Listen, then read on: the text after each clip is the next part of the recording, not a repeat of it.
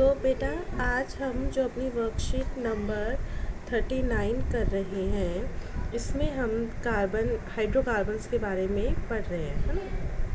तो जो हाइड्रोकार्बन्स हैं ये हाइड्रोजन और कार्बन से बने यौगिक होते हैं।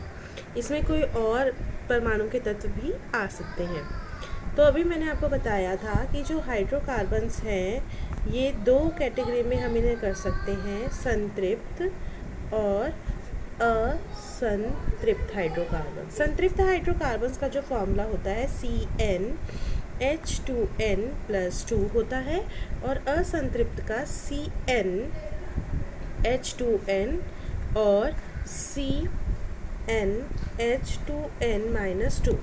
इनको जो है जो इनका कॉमन नेम होता है वो होता है एल्केन, और इनका नाम होता है कॉमन एल्कीन, और इनका कॉमन नेम होता है एल्काइंस।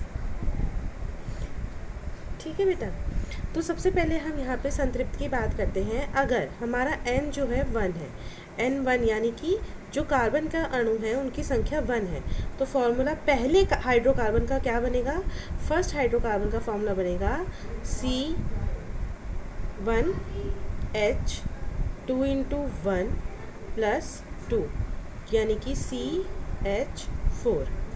इस तरीके से दूसरे का बनेगा C2H6, तीसरे का C3H8, चौथे का C4H10 और आपके पांचवे का C5H12 एंड सो ऑन।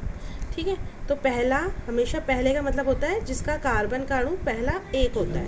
दूसरा हाइड्रोकार्बन यानी कि जिस कार्बन के दो अणु का यौगिक होता है। तो हमेशा इनके नाम जो होते हैं ये होता है methane, ethane, propane, butane, pentane. Similarly alkenes का जो पहला होता है वो 2 से स्टार्ट होता है, जिसमें 2 अणु कार्बन के आबंध बनाते हैं हाइड्रोजन के साथ। तो 2 × 2 तो ये हो जाएगा C2H4।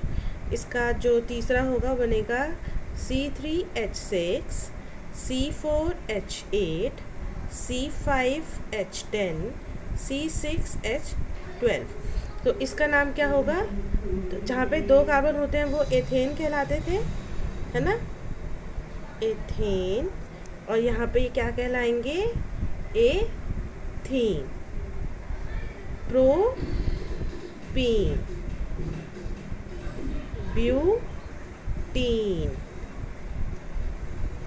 पेंटीन। ठीक है, हेक्सीन। इसको हम कॉमन में बेंजीन भी कहते हैं। यहाँ पे 2 का था एथेन, 3 का होता है प्रोपेन, ब्यूटेन, पेंटेन। तो आप यहाँ पे कॉमन चीज़ देख रहे हो, ए। जब 2 आएगा तो यहाँ पे ए चलता है। जब 3 कार्बन के अणु होते हैं तो प्रो चलता है, 4 होते हैं तो ब्यू चलता है, 5 होते हैं तो पेंट चलता है। ठीक है। इसी तरीके से हम एल्काइंस बनाते हैं। जब एक से होता नहीं, क्योंकि ये डबल बॉन्ड फॉर्मेशन करता है। तो जब C2 होगा तो H कितना होगा? C2H2, C3H4, C4H6, C5H8। तो ये क्या बनेगा? प्रोपाइन। 3 है तो क्या होगा? ये है आपका इथाइन, ये होगा प्रोपाइन, ये होगा ब्यूटाइन, ये होगा पेंटाइन। ठीक है। अब ये जो स्ट्रक्चर्स हैं जिसके आप फॉर्म सूत्र देख रहे हैं ये स्ट्रक्चरल फॉर्म भी करते हैं। तो ये 3 तरीके के स्ट्रक्चर्स बना सकते हैं। या तो ये श्रृंखला बना सकते हैं, ठीक है, या शाखाएं, और तीसरी ये बनाते हैं आपके बल्ले। बल्ले यानी कि सर्कुलर फॉर्म। तो इनकी तो श्रृंखला बनती है। जैसे कि अगर मैं बोलूँ कि आप इसका स्ट्रक्चर बनाओ, एथेन का स्ट्रक्चर कैसा बनेगा?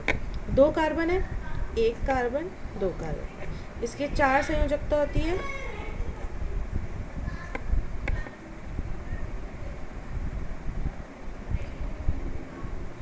ठीक है, तो ये यहाँ पे एक H, एक H, एक H, एक H यहाँ पे आबंध बना है। तो ये हो गए आपके एकल आबंध, है ना। ये आपके क्या बने? एकल आबंध बन गए।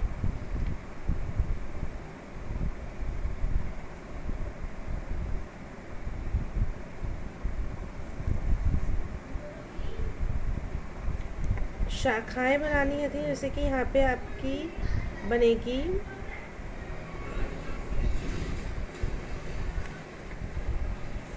शाखा बनाते हैं, है ना। जैसे कि आपका बनता है ब्यूटेन, है ना। ब्यूटेन का फॉर्मूला C4H10। तो या तो ये ऐसे भी बन सकता है श्रृंखला की फॉर्म में, ठीक है। ये बहुत आसान तरीका होता है स्ट्रक्चर बनाने का। पहले C बनाओ, उसके आसपास 4 डंडे करो, ठीक है। तो यहाँ पे इन दोनों का एक आलावन हो गया, और यहाँ पे कितने खाली एंड रह गए? 1 2 3 4 5 6 7 8 9 10। तो यहाँ पे 10 जगह ये हाइड्रोजन यहाँ पे लग गई, आबंध यहाँ पे बना लिया। या फिर इसकी श्रृंखला कैसे बन सकती है? शाखा कैसे बन सकती है? ये 2 तो ऐसे अरेंज हो गए, है ना, और ऐसे। तो एक ये है, एक इसका 1 2 हो गए, तीसरा चौथा, और इसका ये चौथा।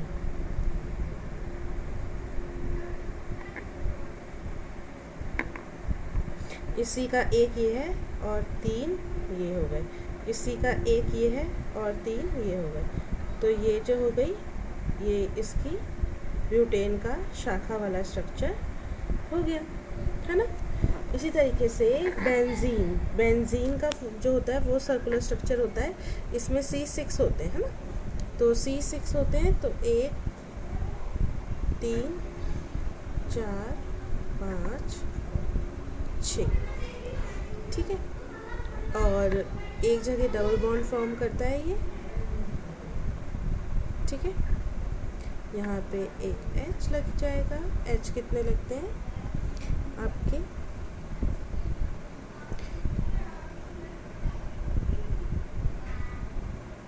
ट्वेल्व लगते हैं। यहाँ पे एक H, एक H, एक H, एक H, एक H, ठीक है। तो हमने देखा कि ये जो स्ट्रक्चरल फॉर्म्स होते हैं हाइड्रोकार्बन्स के, श्रृंखलाओं के रूप में भी होते हैं, शाखाओं के रूप में भी होते हैं, और बल्ले के रूप में भी होते हैं। इनके अंदर सब में एकल आबंध होते हैं, इसमें द्वि आबंध होते हैं, इसमें 3 आबंध होते हैं, ठीक है। इनका कॉमन नेम एल्केन्स होता है, इनका एल्कीन होता है, इनका एल्काइंस होता है।